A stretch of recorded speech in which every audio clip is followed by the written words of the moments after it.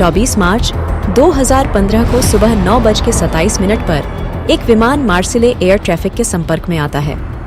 यह एक Airbus A320 था, जिसे जर्मन विंग द्वारा बार्सिलोना से डसेल्डॉर्फ तक संचालित किया जाना था। सब कुछ सामान्य लग रहा था। कैप्टन ने 9:30 बजे हवाई यातायात नियंत्रक की क्लीयरेंस पढ़ी, जिसमें उसे उड़ान भरने की अनुमति दे दी गई थी। लेकिन कुछ मिनटों बाद ही गड़बड़ हो गई। मार्सिले में नियंत्रण केंद्र ने नोटिस किया कि विमान की ऊंचाई लगभग 30,000 फीट थी, जो सामान्य ऊंचाई से लगभग 2,000 फीट कम थी और लगातार कम होती जा रही थी। मार्सिले ने विमान से संपर्क किया और पूछा कि विमान को कितनी ऊंचाई के लिए मंजूरी दी गई थी, लेकिन अगले 30 सेकंड में उनको कोई भी प्रतिक्रिया नहीं मिली। मार्सिले ने फ्लाइट क्रू से 2 बार संपर्क करने की कोशिश की, पर कोई जवाब नहीं मिला। 9:35 से 9:39 तक मार्सिले एयर ट्रैफिक कंट्रोल ने फ्लाइट क्रू से विभिन्न फ्रीक्वेंसीज पर कई बार संपर्क करने का प्रयास किया। इसके बावजूद कोई नतीजा नहीं निकला। यही नहीं, फ्रांसीसी वायु रक्षा प्रणाली के एक हवाई यातायात कंट्रोलर ने भी असफल प्रयास किया, लेकिन हर बार जर्मन विंग्स फ्लाइट को कोई प्रतिक्रिया नहीं मिली और अचानक 9:40 पर विमान का रडार से संपर्क भी टूट जाता है। दोस्तों, प्रोब एक्स चैनल में आपका स्वागत है। फ्रांसीसी हवाई यातायात नियंत्रकों ने विमान को संकटग्रस्त घोषित करते हुए इलाके का हवाई दौरा शुरू कर दिया। सुबह 9:41 बजे जर्मन फ्लाइट विंग्स 939 आल्प्स में एक पहाड़ के किनारे दुर्घटनाग्रस्त हो चुकी थी। चूंकि दुर्घटना एक सुदूर पहाड़ पर हुई थी और घटनास्थल तक जाने का कोई मार्ग नहीं था, इसलिए आपातकालीन दल को हेलीकॉप्टर के माध्यम से घटनास्थल तक जाना पड़ा। विमान पूरी तरह से नष्ट हो गया था। मलबे का क्षेत्र विशाल था, लेकिन विमान के टुकड़े छोटे थे। जांच दल को कॉकपिट वॉइस और फ्लाइट रिकॉर्डर एक ही सप्ताह में मिल गए, हालांकि वे दोनों गंभीर रूप से क्षतिग्रस्त हो चुके थे। जब एविएशन इन्वेस्टिगेटर्स ने डेटा को एक साथ जोड़ा तो प्लेन हाईजैक की कहानी सामने आई, लेकिन हाईजैक आतंकवादियों ने नहीं किया था। घटनास्थल पर वापस चलें। एक बार विमान वांछित ऊंचाई पर चला जाता है तो उसके बाद कैप्टन कॉकपिट से बाहर निकलता है और ठीक 9:30 पर वॉशरूम में प्रवेश करता है।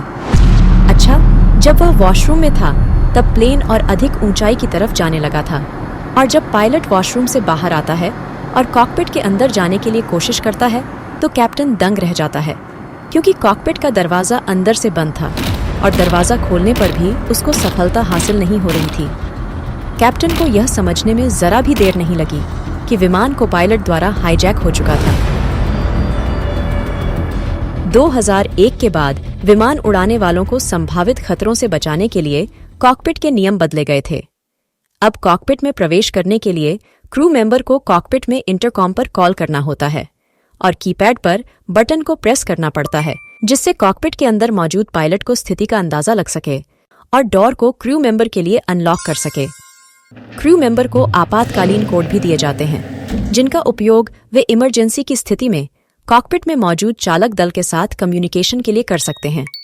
हालांकि ऐसी भी सिचुएशंस हैं, खास करके अपहरण के दौरान, जब कॉकपिट में मौजूद लोग कॉकपिट में किसी भी तरह के प्रवेश को ओवरराइड कर सकते हैं और ऐसी स्थिति में कोई भी कॉकपिट के अंदर नहीं आ सकता।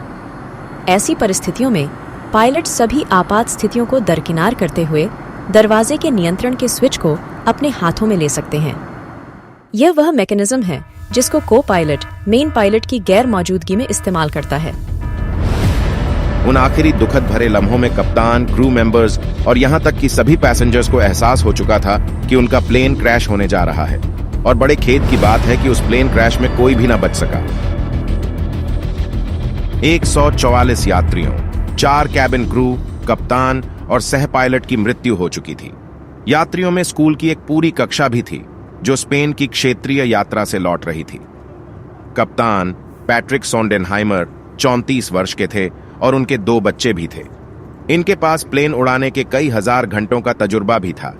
उनकी मृत्यु के बाद पत्नी उनके नाम पर एक फाउंडेशन की स्थापना करती है, जिसका उद्देश्य उस दुर्घटना से पीड़ित बच्चों और युवाओं को दुख से निपटने में मदद करना था।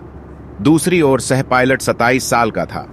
उसे छोटी उम्र से ही उड़ान भरने का शौक था। बचपन में उसके शयन कक्ष में एयरबस, बोइंग और लुफ्थांसा के पोस्टर लगे रहते थे और वह बचपन में ही ग्लाइडर पायलट का एक एक्सपर्ट बन गया था। वह स्कूल खत्म करने के बाद सीधे लुफ्थांसा की फ्लाइट एकेडमी में शामिल हो गए, लेकिन कुछ महीनों के बाद ही उनको इस योजना को स्थगित करना पड़ा।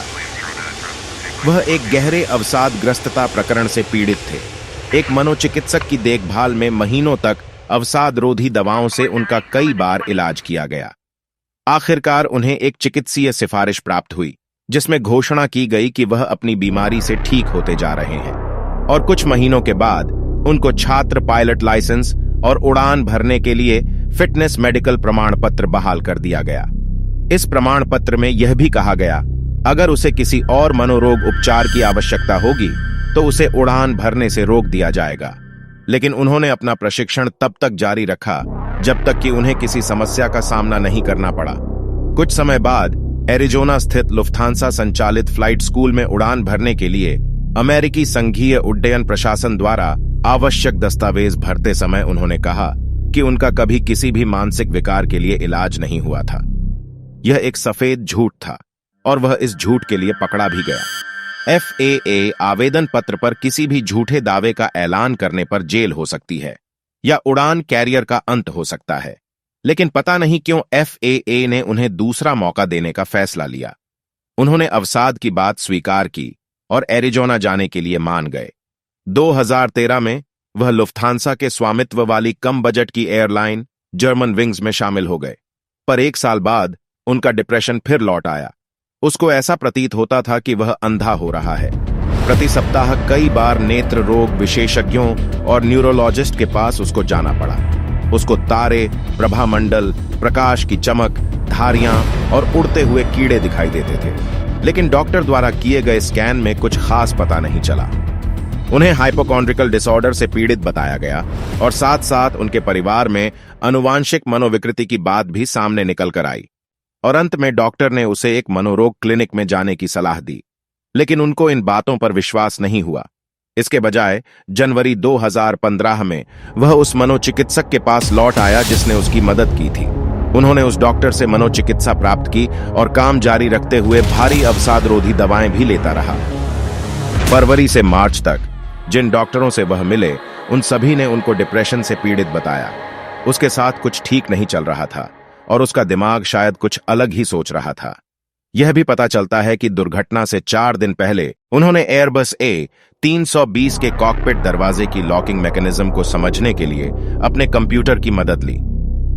डसेल्डोर्फ से बार्सिलोना के लिए अपनी आउटबाउंड उड़ान पर उन्होंने प्लेन को नीचे लाने वाली सेटिंग्स का परीक्षण भी किया, जब कुछ क्षणों के लिए सोंडेनहाइमर कॉकपिट के बाहर थे। और ताज्जुब की बात है कि वापसी की उड़ान में उन्होंने इसी सेटिंग्स का इस्तेमाल विमान को गिराने के लिए किया। ताज्जुब की बात थी, पायलटों को समय समय पर जांच करानी पड़ती है, लेकिन अक्सर मानसिक स्वास्थ्य की जांच की अपेक्षा शारीरिक जांच पर अधिक जोर दिया जाता है। शायद उनसे अपने स्वास्थ्य का स्वमूल्यांकन करने की अपेक्षा की जाती है। फिलहाल सह पायलट को उसके डॉक्टर ने काम करने के लिए अयोग्य घोषित कर दिया था, लेकिन उसने यह बात अपने नियोक्ता को न बताने का फैसला किया। लेकिन अगर उसके जैसा कोई व्यक्ति सार्वजनिक सुरक्षा के लिए खतरा है, तो एक डॉक्टर मरीज की गोपनीयता को तोड़ सकता है और संबंधित व्यक्ति के अधिकारियों को रिपोर्ट कर सकता है। तो क्यों किसी भी एक डॉक्टर ने ऐसा नहीं किया, वह भी एक ऐसे पायलट के लिए जो विमानन सेवाओं का उपयोग करने वालों के लिए बहुत बड़ा खतरा बन चुका था। हो सकता है डॉक्टर्स ऐसा मानते होंगे कि सह पायलट खुद के लिए खतरा था, न कि दूसरों के लिए, या उसका उदास रहना दूसरों को क्या हानि पहुंचा सकता है। या हो सकता है कि सभी डॉक्टर उस व्यक्ति से डरे हुए थे, क्योंकि एक डॉक्टर का किसी मरीज की गोपनीयता को तोड़ना इतना आसान नहीं होता है। यह भी संभव है कि सांस्कृतिक कारकों ने भी भूमिका निभाई हो, क्योंकि जर्मनी में गोपनीयता और डेटा सुरक्षा को वास्तव में बहुत महत्व दिया जाता है। लेकिन यह समझने की कोशिश करना एक दुविधा है कि डॉक्टर द्वारा ऐसे मामले में मरीज की गोपनीयता क्यों नहीं तोड़ी गई, यह जानते हुए कि वह व्यक्ति एक पायलट है और उसकी कोई भी असामान्य गतिविधि कई परिवारों के लिए खतरा बन सकती है। वैसे देखा जाए तो इस मुद्दे को पेशेवरों और नैतिकता के जानकारों पर छोड़ देना सबसे अच्छा रहेगा, क्योंकि दुर्भाग्य से हम सिर्फ यूट्यूबर्स ही तो हैं जो जानकारी का आदान प्रदान कर सकते हैं और ऐसे अपराधियों पर कुछ गुस्सा ही निकाल सकते हैं। बहरहाल, इसके बाद यूरोपीय विमानन सुरक्षा एजेंसी ने कई सुरक्षा नियम प्रस्तावित किए। पायलटों की मनोवैज्ञानिक जांच के नए पैमाने तय किए गए और कई एयरलाइंस में कॉकपिट में हमेशा 2 व्यक्तियों का रहना सुनिश्चित किया गया। हालांकि लुफ्थांसा ने हाल ही में इसे खत्म कर दिया है। अंत में लुफ्थांसा ने पीड़ितों के परिवारों को मुआवजा दिया, पर क्या यह पर्याप्त था? क्योंकि परिवारों को ऐसे नुकसान का सामना करना पड़ा था जिसको किसी भी तरह का मुआवजा कभी नहीं भर सकता। दोस्तों, अगर आपको वीडियो पसंद आया है तो चैनल को लाइक सब्सक्राइब जरूर करें। इससे हमारा और भी बेहतरीन वीडियो बनाने के लिए हौसला बढ़ता है।